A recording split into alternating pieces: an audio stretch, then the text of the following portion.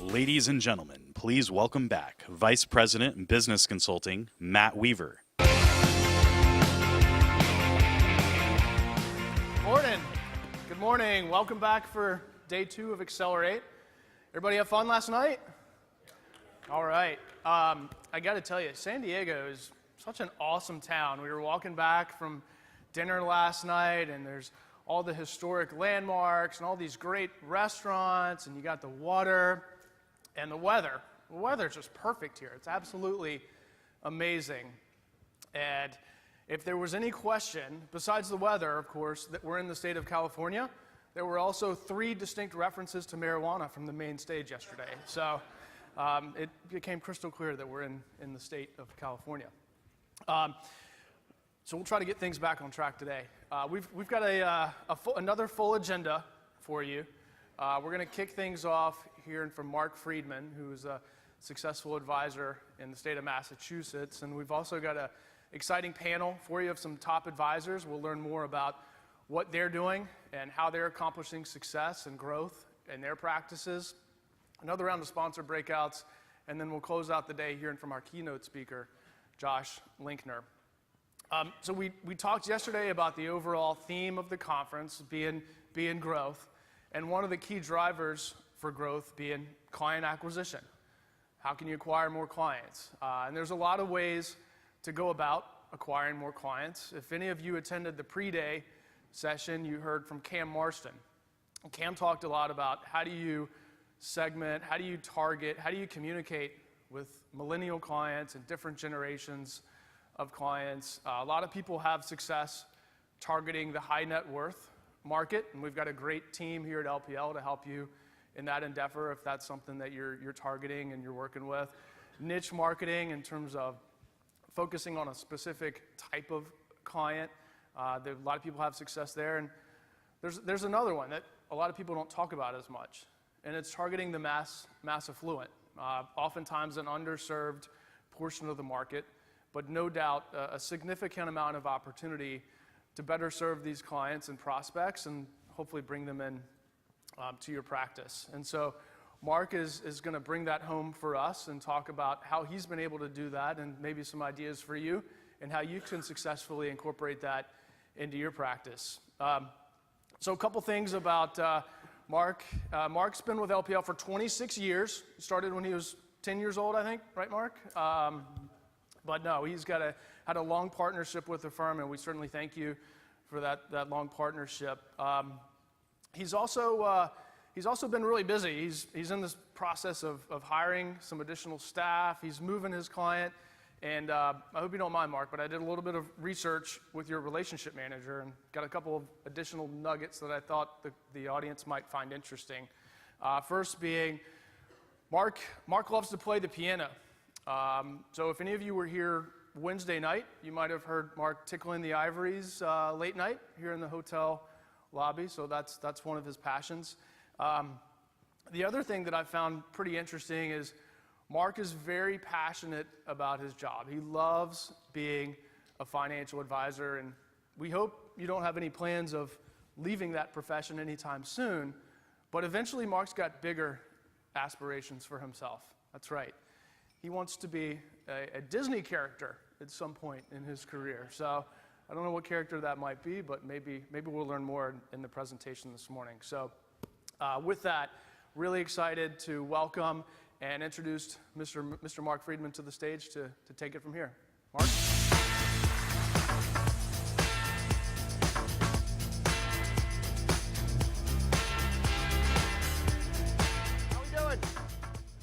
Are we on here? Oh, you can hear me. Here we go. Good morning, everybody. Good morning. Prepare for the fire hose.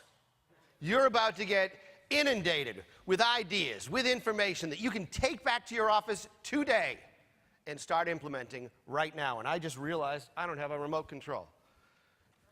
Where did we have? Did I have one?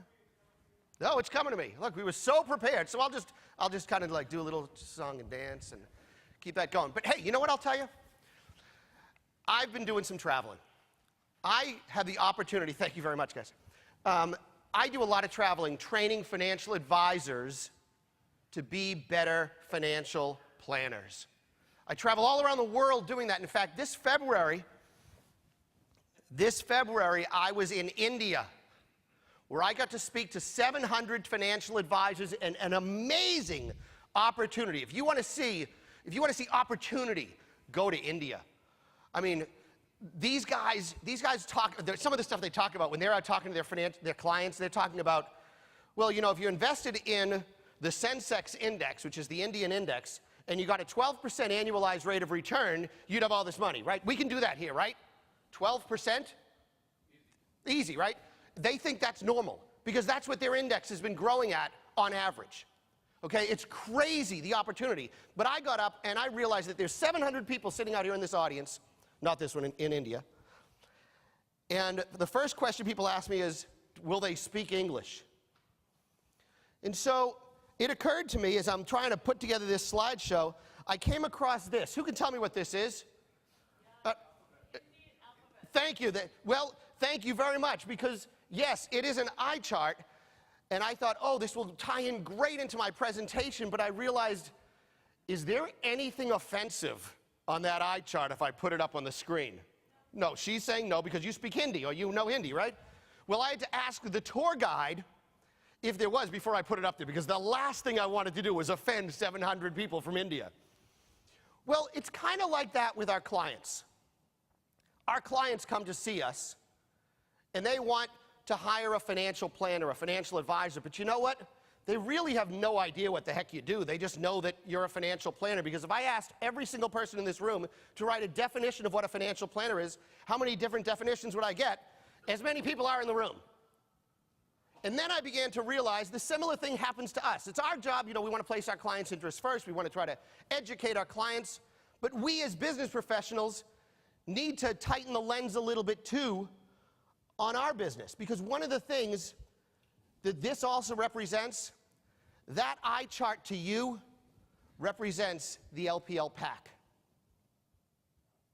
Think about that. You've heard of the LPL pack, but many of you have no idea what the heck it does. And you need to reach out to the people, whether it's Ken and others that are part of this. This is your future. This is the future of your business. And here today, I'm going to put on my LPL pack pin, because I've been part of the LPL pack since inception. And I would encourage all of you to really look hard at being part of the LPL pack here at LPL. Thank you for your support. I got one applause. Great. All right. So maybe that's how you feel about the LPL pack. It's just a little fuzzy. Maybe that's how you feel about, that's how your clients feel about what you do. It's a little fuzzy. They don't know. So what you need to do is you need to turn the dials.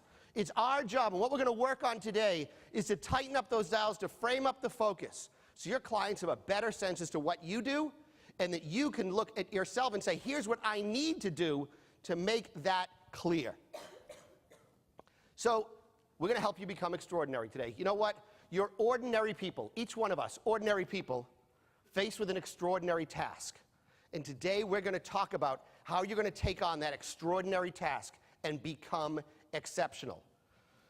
Look, for years I've been up on stage, and I've also watched a lot of presentations. And every meeting you go to, it talks about a particular niche market.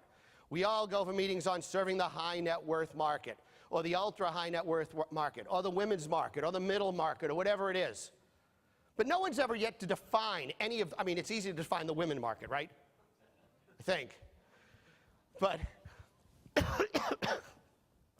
but the ultra high net worth market, the high net worth market, it's tough. But I began to realize that most of us, and I know most of you in this room, do not deal with that market that you see there on the screen. This is your market, and it's called the mass affluent. That is who you serve every single day, and that is who I have served for the 26 years I've been in this business. My father started this firm back in 1968, and in April of this year, we will have been delivering financial planning advice and investment management advice to individuals and families who live north of Boston for 50 years. Now that's stability. That's stability. That's something that your clients know that they can count on. It's why we have 3 and 4 and 5 generations of clients in our office. And why don't they leave? Why do we have a 99% retention rate? It's because we know who the mass affluent baby boomer is. Let me see if I'm about to describe your clients. They're between the ages of 55 and 74. They own a home. They plan to spend between $5,000 and $10,000 a month. They have a total net worth, including their house, and I don't know who the idiot was that came up with this term, investable net worth. Investable net worth is only appropriate for brokers. Total net worth is appropriate for planners. And there's 12.5 million of them. So if you think you can't find the mass affluent, you are dead wrong. There's plenty of them out there. And what is it that the mass affluent want from you? What they want is they want to know one thing. You care. You care. They want to know that you will hold their hand. You will offer them reassurances when times are tough. You will be rational during emotional times, and you're willing to say no when they're heading down the wrong path. But you'll always focus on big picture advice. And what's interesting about the mass affluent is when they're coming to see a real financial planner. When they're coming to see a real financial planner, you generally, I don't know how many of you guys see this. We see this all the time.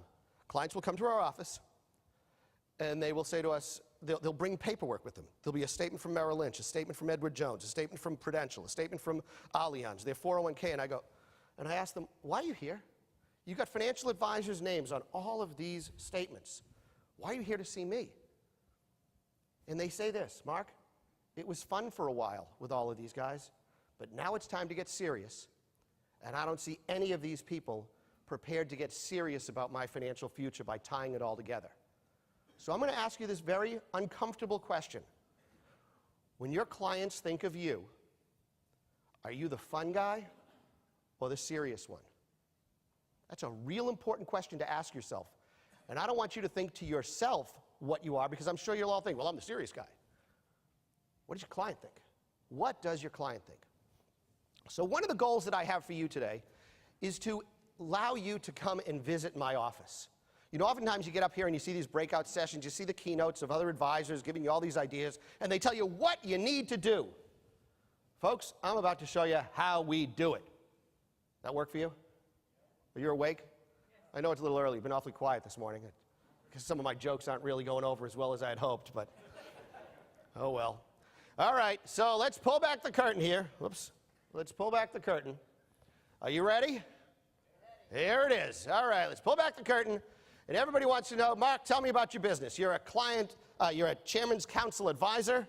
How many assets do you have under management? We've got about $300 million in advisory assets. We are on the hybrid platform. I use Swim 2 exclusively.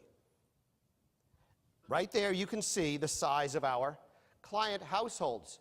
What may be fascinating to you is how many client households do I have that have more than $3 million in it? 10.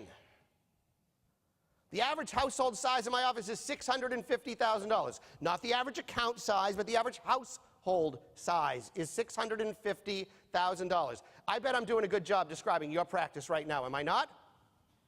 Hello? All right, good. Let's take a look at this one. How about head of household? How old are my clients? Dad started this business in 1968. You might think, oh, Mark, they must all be 90 and 100. No, not really. But where is the critical peak of our client base? You're looking at it right there. 50 to 80. That's where the bulk of them are. But one of the things that we do have going for us, if you want to look at it this way, for 50 years, we've seen clients. We have a client that's been with my dad for 50 years. They're celebrating their 65th wedding anniversary next month. And what we average in our office, though, is 1 death a month. All right? What's going to happen? People are with you for the course of their life. How good are you at the death business?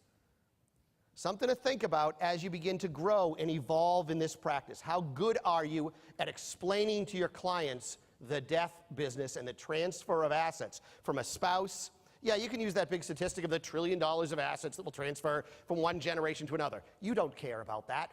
Your clients don't care about that, but you know what they do care about? How's money going from Johnny to Mary? That's what they care about. And can you give them the instruction to do that? So what I've done here is I want you to look at this mountain. And what I've done is I have laid my client base on top of this mountain, because I think this is the challenge that you folks see in your practice. You have a choice. You can serve one side of the mountain or the other side of the mountain or both of it or just the top, but many of us in this business try to be all things to all people. So what kind of advice can you give to the person that's under 50 years old? What kind of financial planning advice do they really need? Certainly someone that's under 40 years old. What's the best advice you can give to them? Save money, right? Do they need to pay 5.75% sales charges or 1% a year for you to give them the advice of save? No. And they know that. Those guys are in the accumulation business. But I want you to think about when you're talking about value added, when you're talking about the advice that you need to provide, what's the advice that the accumulator needs? How about the people on the other side? When they start climbing up that mountain, they can start to see, as you're the accumulator, you're starting to see, okay, I'm building wealth, building wealth, building wealth, building wealth. And then all of a sudden this cloud appears. And you realize, geez, how further up do I have to go on this mountain before I'm on the other side? And it gets a little cloudy up there. You don't know if you're only halfway up. You don't know if you're just near the top. But this is where clients start asking questions. Because the people on the other side of the mountain, they need to do something else. They're thinking about how do I spend money and how do I preserve my money. This is what goes on their mind. This is what they're thinking about. Who will understand me? Who will guide me? Who will listen? Who will provide the direction that I need? Who will do it for me? Where do I turn? You know, if you were to Google right now, where can I learn how to save money? You get millions, billions, gazillions of responses. But where do I learn how to spend money in retirement? How many returns will you get there? Who knows how to do that better than anybody else? You do. Or you're in the best position to do it. That's what this is all about. You see, to me, if your focus is on the accumulation side, in this day and age, my personal opinion, you will soon be out of business. You will soon be out of business because that guy's going to take it over. If you're focusing on the under 45 crowd, you're not profitable, your margins are getting squeezed, and you'll be lost to another computer engine someday. You got to focus on the other side. And if you're not prepared to focus all of your attention on the 50-plus crowd, you're in trouble. You're in trouble because your margins will just get squeezed. People need, when it's time to get advice, when people want to have questions, when people are crying, they need someone's hand on their shoulder, that's when they get to that 50 and plus number. They're scared. They're worried. So what you got to focus on is how do I balance the price that I charge with the value that I offer? And oftentimes the answer to that question is, well, I charge 1%. So let me ask you, is this guy worth 1%? And think about this. Maybe this is you. Think about this. Is this guy worth 1%? He makes a great first impression. He loves to get to know you. He wants to really get to know you. He provides advice. He makes periodic visits, and he's got the inside track on what's going on. Is that worth 1%? Is it? Hello? Huh? Yeah, you think it might be worth 1%? You know what this guy's job is? He's a maitre d'. He is a maitre d'. So would you pay a maitre d' 1% every time you go to a restaurant? Just add it on as an extra fee at the end along with the tip that you provide to the waiter? No. But you say, oh, Mark, wait. I do more than that. I provide investment advice. I provide a risk-balanced portfolio. I can build a strategy that's better than most. Well, you know what? Congratulations, folks. You have just become the oldest dog in the room. Because the term an advisor as an investment manager is no longer of value. It is worth 10, 15 basis points. That's all it's worth. But you say, but I deliver this value. I provide money management, I provide stock and bond research. I do these risk-driven portfolios. I can lower my costs. I can do planning projections. So can the robot. What will you do? What are you justifying to get your 1%? Well, let's start with what financial planning is all about. Question for you. When you're putting together a puzzle, what's the most important piece? What's the most important piece? What is this? The ends, the corners, and I heard one guy say it over here. The cover of the box. The cover of the box. But unfortunately, that's not how people think about puzzles, but that's how planners think about puzzles. A stockbroker thinks about, oh, well, I'll focus on this person in the puzzle. An insurance agent might focus on the car in the picture or whatever, but a financial planner refers to the cover of the box to put it all together. This is my puzzle. This is my puzzle. That's what I look as my cover of my box with every decision I make with my family, every decision I make for my business, every decision that I make in life. That's the cover of my box. But I also have a cover of the box for every single one of my clients. What will yours look like? Because here's the problem. Today, this is how clients view you. They view you as either the insurance guy or the investment guy or gal. And let me speak to that for a minute. Because I'm here with my daughter, Mindy. She's 21 years old, graduate, going to be a senior at Babson College. She's expressed some interest in the business, though I will never let her get into the business right out of school. She's got to get out and work and make some money. But true? True. She says to me when we were here yesterday watching the keynote, she's looking around, she says, Dad, there's like 5 girls here. And I said, well, no, there's more than that here. However, if I strip out all the home office employees and all of the sponsors that are here, you may be right. There are 5 women advisors here. Folks, the future of our business is women. The future of our business is women. And guys, if you don't get that you have to get a little cushy, a little emotionally involved, a little bit more empathetic with your clients, you too will be out on the street. Because women will rule this profession 10 to 15 years from now. And you damn well better be prepared for it.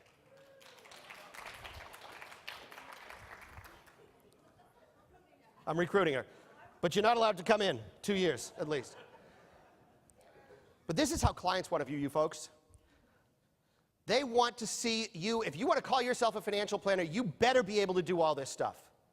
Investments should not be what you lead with. Financial planning is what you should lead with. Investments are a slice in the financial planning pie.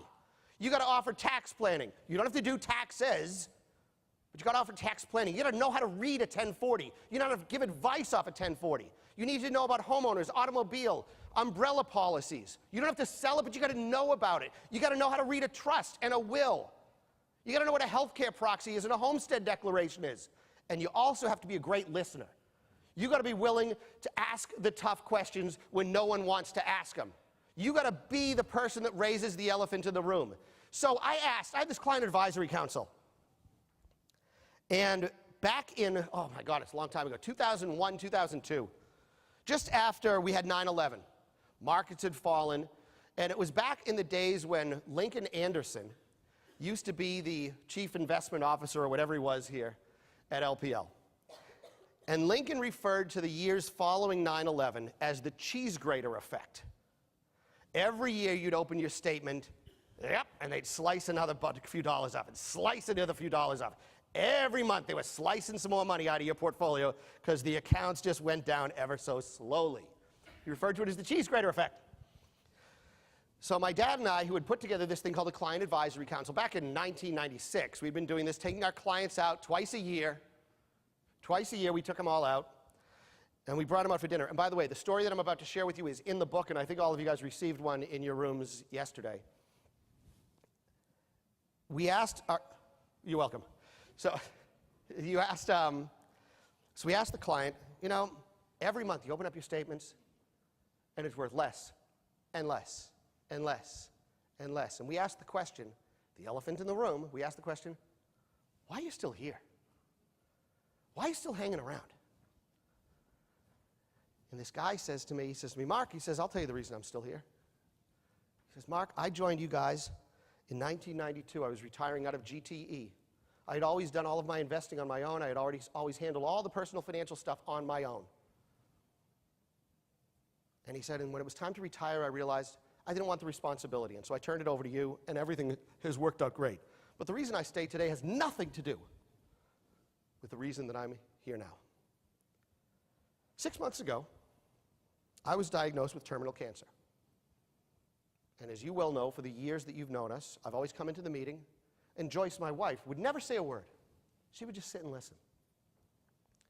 And as we've been facing this terminal cancer illness, and Dick looked down to Joyce and she grabbed his hand, he said, Joyce told me at dinner, don't you dare ever fire the Freedmans.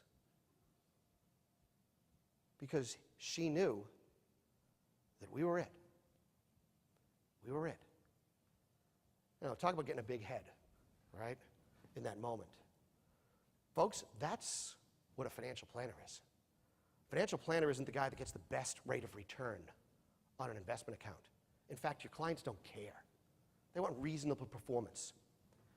But then another guy raised his hand, and he said to me, Mark, he says, you know what I think you need? And he was a marketing guy that retired out of Raytheon. He says, you need a way to illustrate what financial planning is. I said, you got an idea? He says, I do. And he says, I want you to imagine the silhouette of a human body up on a screen. And in the faintest of the background, you can kind of hear the beating of a heart.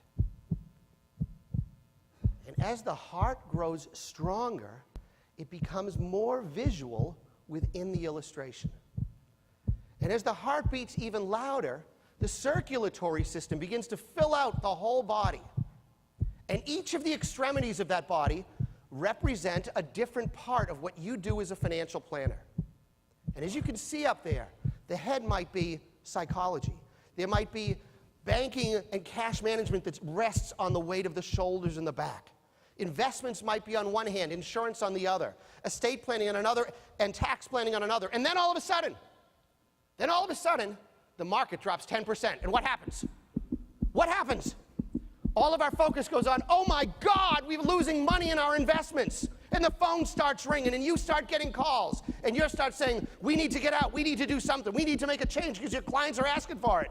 And if that's the type of call that you're getting, and that's how you react to it, you have a problem. Because the financial planner realizes the heart runs through everything. The financial planner realizes that, yes, the market may be falling, and maybe you've got a little ouchie on your hand, the issue of investments. But if you focus all of your attention on the hand, you've forgotten about the feet. You've forgotten about the head, about the shoulders, about the other hand. The financial planner stays rational during emotional times. That is financial planning. And I'm like, holy crap, you came up with that? This was a client that came up with this. Does that illustration make sense? You get that? All right, now here's a lesson for you that you're going to walk out of here, and I'm just going to give you your first idea. I hope I've given you other ideas already, but here it is. That illustration that you just saw, I made that exclusively for this meeting. How much did it cost? How much did it cost for me to make that 6 PowerPoint slide illustration, and I have no idea how to make it. I outsourced it. How much did it cost? How much? $5? Fiverr, it's a $5 website that will do stuff like that. Fiverr, okay. How much did it, you didn't answer my question though. How much did it cost? $5. Huh? Yeah, the answer is it cost me $50 to make this. On Uptick, I'm sorry, not Uptick, Upwork is what it's called. It used to be called Elance. Folks, if you aren't using Elance or Upwork to try to do some of your marketing stuff, to develop a logo, to develop taglines, to develop graphics, you are a fool. This is cheap money. Cheap money. You do not need to hire a web design company for $25,000 to build you a better website. Upwork. I strongly encourage it. All right, so let's talk about the formula for financial planning. I've often said it would be nice if every financial planner could walk around the world and hand out cards that say, this is what financial planning is, and every client that walks into your office could have a card that said, this is what I expect from my financial planner. If I don't, you're fired. This is what it should say. You don't get it. That's why it didn't sell. I couldn't market it that way, so I tried it this way. This is what it's all about, folks. If you're not focusing on all three of those key areas, discovery, capital protection, and wealth management, you're fooling yourself. Many people just focus on the wealth management side. The mass affluent baby boomer wants somebody that will give them advice in all of those areas. And you know what? You cannot be expert in it all. And that's why you partner with LPL. That's why you partner with your wholesalers. That's why you go out and you find you need to spend your time in front of clients, not researching investments, not trying to look at alpha and beta or whatever else it was that Bert was talking about yesterday. You got to leave that to the professionals. Leave that to people that do that full time. How many people here think they're pretty good at picking investments? How many people here think they're pretty good at picking investments? I got a couple hands up. How many people think they're better than most people in the room here at picking investments? Let me ask you this. If I were to ask the question, your clients are sitting here, and I had these cameras on you right now, and I said, how many people here think they're pretty good at picking investments? Every hand would go up in the room, right? So why are you lying to your clients? Why are you lying to your clients? If you're better than everybody else in the room, go work for a fund company. Go work as a portfolio manager. Your clients are hiring you for advice, and they want you to find the smartest people in the investment business, to partner with you, to give you that advice. That's what LPL is delivering. That's what they're developing. Whether it's GWP, whether it's SWIM, whether it's MWP or PWP, whatever it is. Whatever it is. Stop working so damn hard trying to figure out the most creative investment portfolio. God, that's such a waste of time. Your clients don't need that from you. They want advice. They want you to help them think about when it's time to take $2,000 from my account every month. How the hell am I going to do it? Can you show me how to do a direct deposit to my checking account? I want to buy a Jaguar. Can you help me do that? I'm thinking about moving out of my house and going to a senior living facility. Can you help me do that? Oh, no. We got to figure out how we're going to march that portfolio. We're going to kind of trim down a little bit on the stock side, add a little bit more to the... What? No! Stop it. Stop it. The value for investment advice, look, MWP, I don't even know what they charge for an MWP for their fee, but whatever LPL charges for that piece of it, that's the cost of investment advice. What, you think you're better than that? They got a team of 40-something people doing this every day. 24 hours a day, they lose sleep over it. And we're going to spend 15 minutes or maybe 20% of our day thinking about investment advice? That's crazy. You're out here to build business. You're out here, especially when you're in the advisory slot, especially in the light of this DOL rule. You know what your number one job is? Number one job. Never lose a client. You're going to spend a ton of money on marketing yourself, trying to say, all right, we're going to do seminars, we've got to prospect, we've got to bring all this business. You got to focus on more wallet share of your existing clients because you've already built a relationship with them. Let them be your marketing department. So what I want to share with you in the next few moments is our secret ingredient in our office. This is the mantra that we follow in our office, and it's something that you're welcome to adopt. Everyone always asks me, Mark, what is your minimum? You know what my minimum is? Do I like you?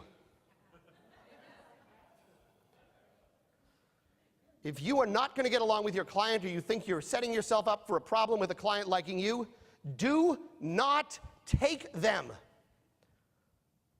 I don't care how young you are in the business, how new you are in the business. Focus on what you believe in. But when you enjoy them, engage them. Do whatever you can to make their life exceptional. Surprise them. Surprise them all the time. And then when they become a client of yours, you want to be responsible for coordinating everything in your life. I'm a power user of e-money. Power user of e-money. 450 households. I have 450 comprehensive net worth statements in e-money. How many people put their interests of their clients first? How many people here believe they do that? Really, only a few of you? Well, that's interesting. Okay. You know what's amazing to me? When I speak at the Masters Conference, When I speak at the Summit Conference, every hand goes up with confidence. Every hand goes up with confidence. That's what you need. Guys, you need to be more confident in yourself. Be proud of what you do. Really show it off. So I'll ask again, how many people place the interest in their clients first? Oh, finally, we got not even everybody. I still couldn't get everybody to get their hands up. Holy crap.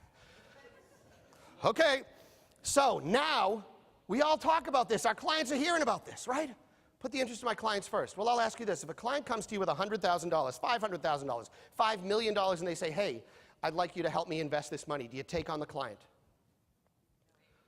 Maybe. Some say no, some say yes.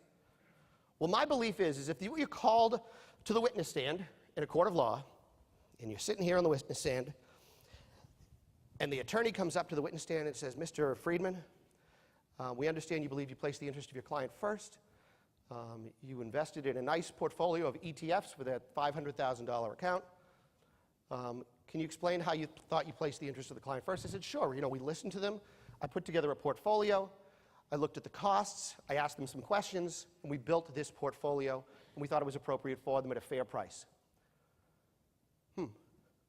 Were you aware that this client had $5 million in debt? Were you aware that this client was considering bankruptcy because of the amount of debt that they were involved in? Were you aware that the client was proceeding through a divorce at the time? No, I wasn't. So how can you say you placed the interest of the client first? I lose. I lose. Are you prepared to have that question? Are you prepared to be asked those questions from the witness stand? Folks, I will tell you this. Before you invest a single dollar of your client's money, you need to know where everything is and what everything is worth. You need them to show you statements. They just can't tell you, oh, I got 10 grand here, I got 15 grand here, I got 30,000 here, the value of my house is that.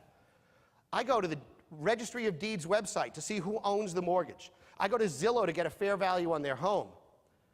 I ask for statements. Folks, you want to provide advice and you want to deliver value? This is value. And it's protecting your ass, too. You got to think differently. You got to think differently. If you're truly interested in placing the interest of your client first, you need to know where everything is and what everything is worth. Just go ahead and ask your client, do you want me to place your interest first? And they'll say, of course we do. Well, you'll understand why I need to know where everything is and what everything is worth before I ever invest a single dollar. What client will argue with that? And if they do, I don't like you. You're not a client. The other thing we need to do as part of our secret ingredient is let's remember everything we've talked about. We see a lot of people. Use your CRMs. If you don't have a CRM, God, get a CRM. I use Redtail. I used Salesforce for the longest time, but my staff just couldn't get it.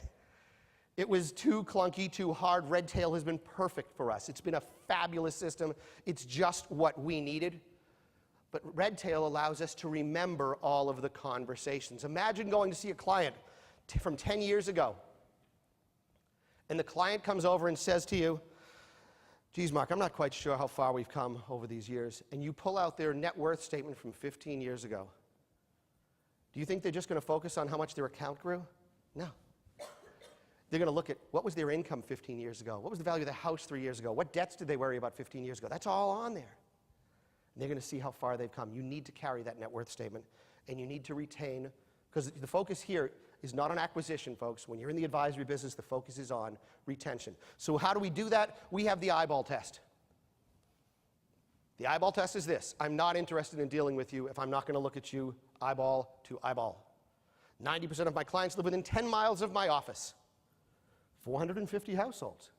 I see you in Dunkin' Donuts, I see you at the shopping mall, I see you at a baseball game, I see you on the soccer field.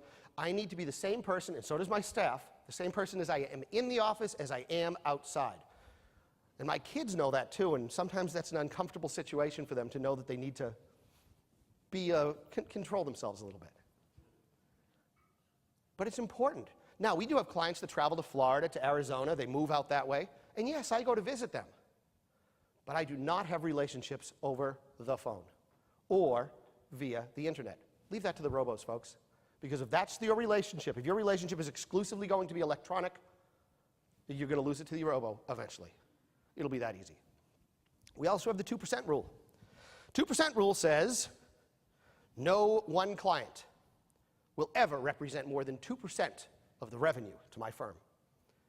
I want you to imagine losing your top 3 clients tomorrow. How would that change the look of your firm? Would it impact it dramatically? Maybe, maybe not. And for many of you, I bet you don't know. That's kind of sad too. We have a responsibility of doing some business analytics for our own office.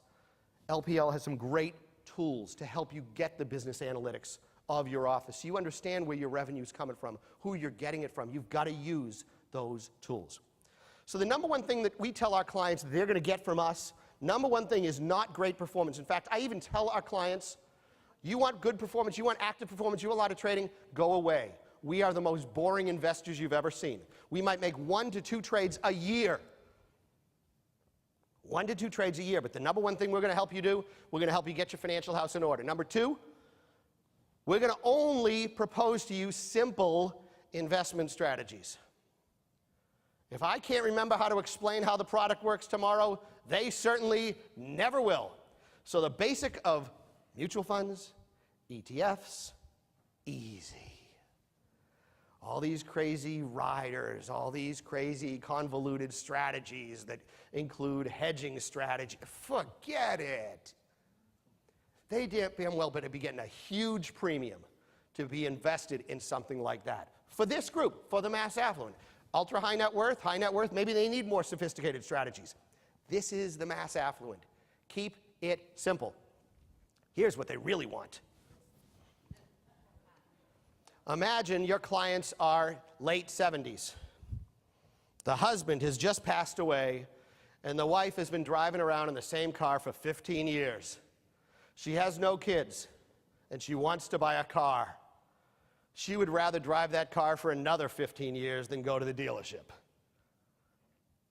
But imagine if you said to her, wait a second, you need a safe car. Let's go together. Let's find a car. When you've been in the community as long as I have, I know all the dealers. I know what salesmen to talk to.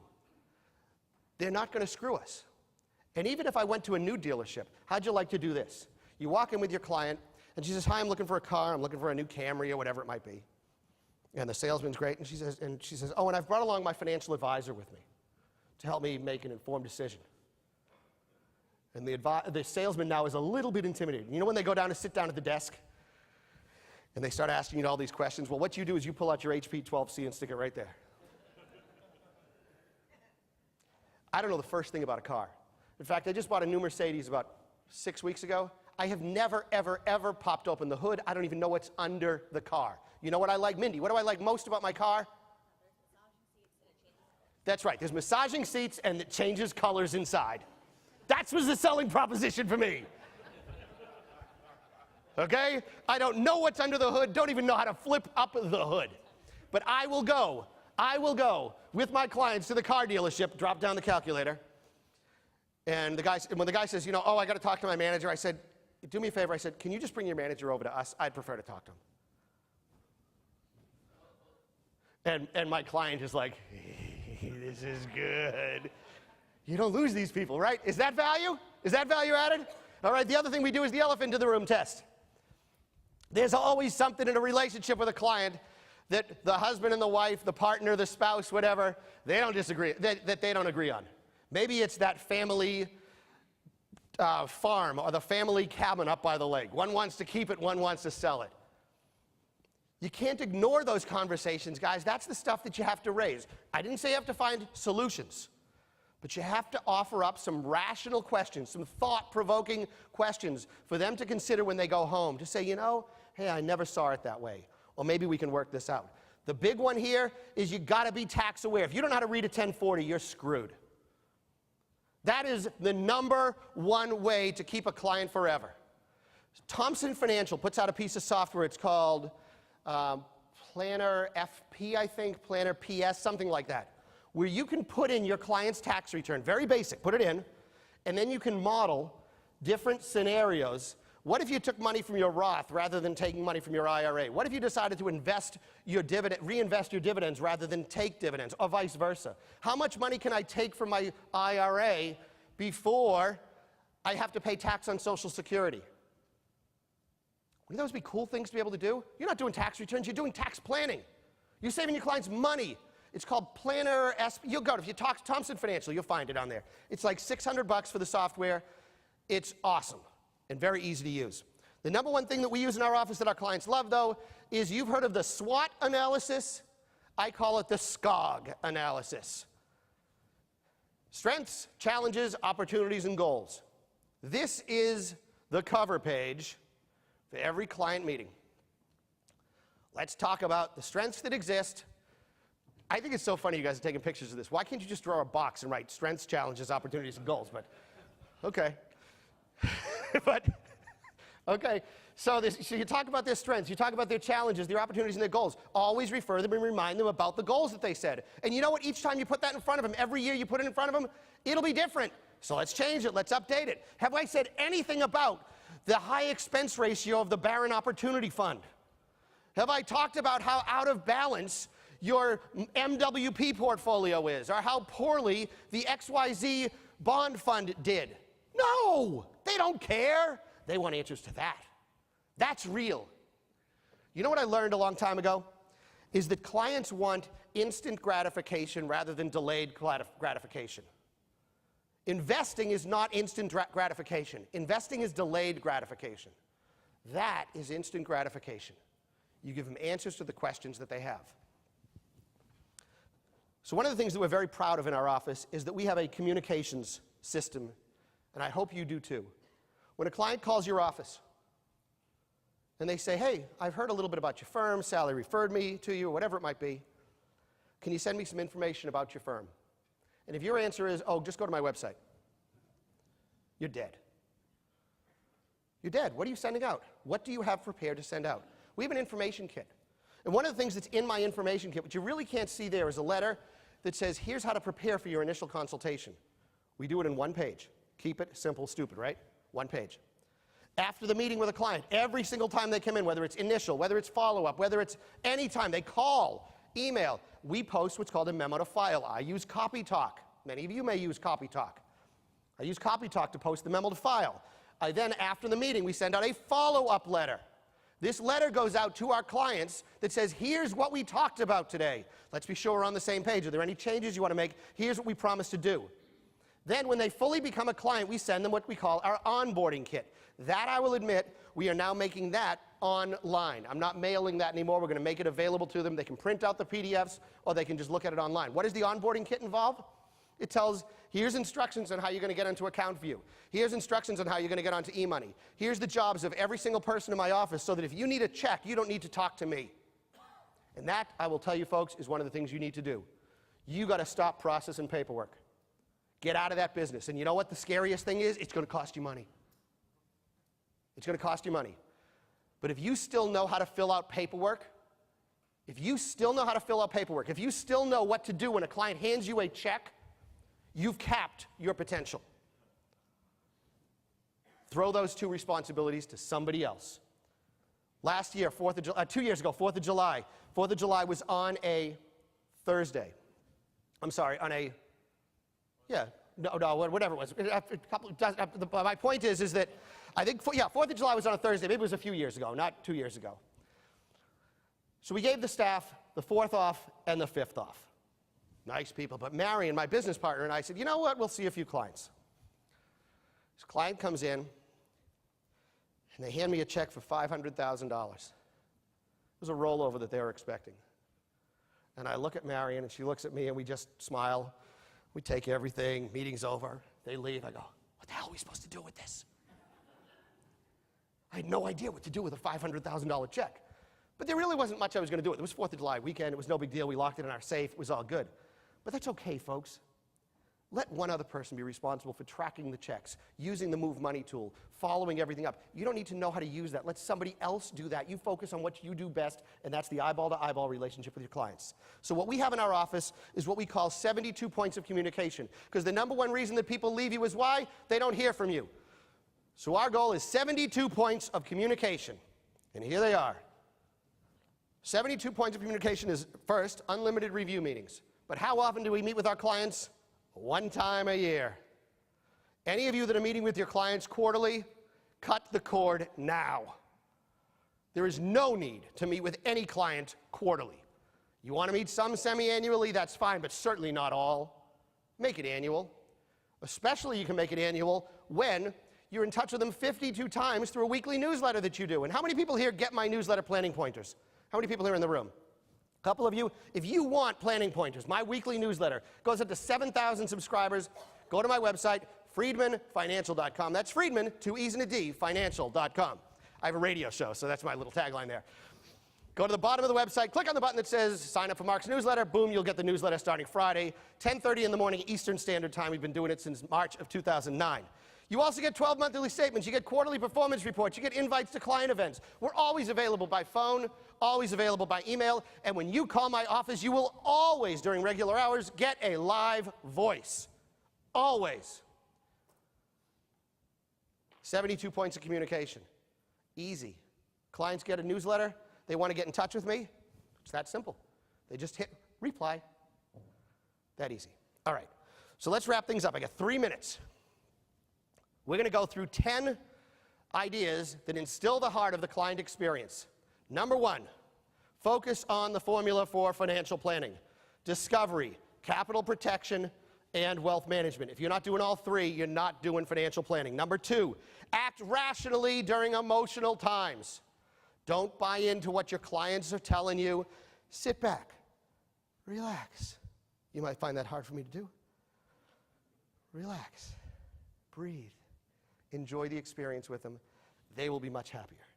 3, focus on client goals, not on performance. Make sure that you're clear on their path. If you use eMoney, the best thing about eMoney that I love is you can track progress. It's not about a one-time game. You can see how they're doing towards their goals. You can keep them focused on the big picture and not the investment accounts. Number 4, document everything. Whether it's copy talk, whether it's your letters, however you choose to do it, write down everything. We live in a litigious society. You need to be sure that you are protecting yourselves. Because remember, the person that will probably sue you will not be your client, but your client's kids. I'm serious. Your clients won't have the guts to sue you.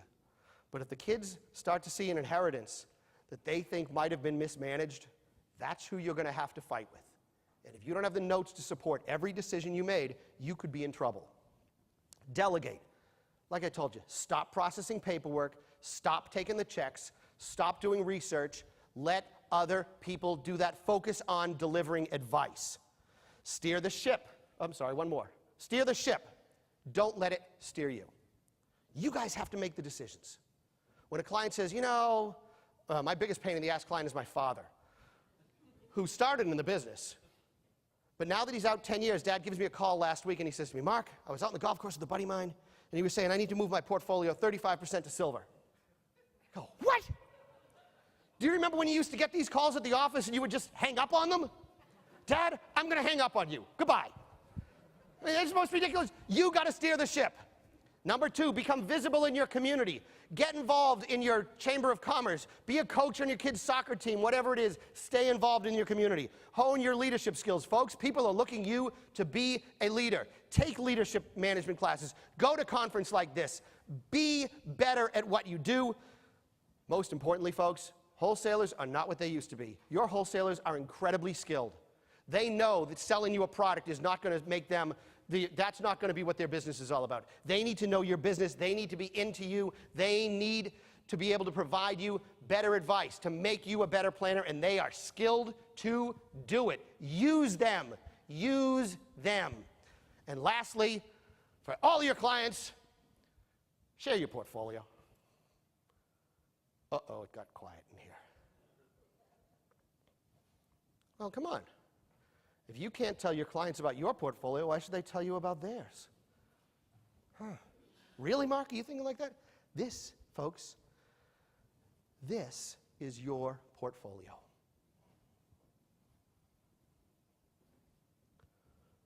What does your office look like? When people come into your office and they see what you have on the walls, is it awards? It's the fact that you were a Barron's #1 person, that you were the #1 salesperson for Franklin Templeton, that you sold more than somebody else. Throw those all away. I know that Brad talked about putting the names on the plaques and all the stuff that you get. Keep that in your personal office at home. Don't hang that up on the walls. Put pictures of your kids up. Put pictures of what you enjoy, whether it's a basketball team, whether it's Disney, whether it's whatever it is. Put that stuff up on your walls. That is what makes you a better financial planner. So I want to remind you again, folks, you're faced with an extraordinary task. We are ordinary people faced with this extraordinary task. It's up to you to get out there, work with the mass affluent baby boomer. They need you more than ever. And I want to thank you all for being here. Have a great day. Thanks.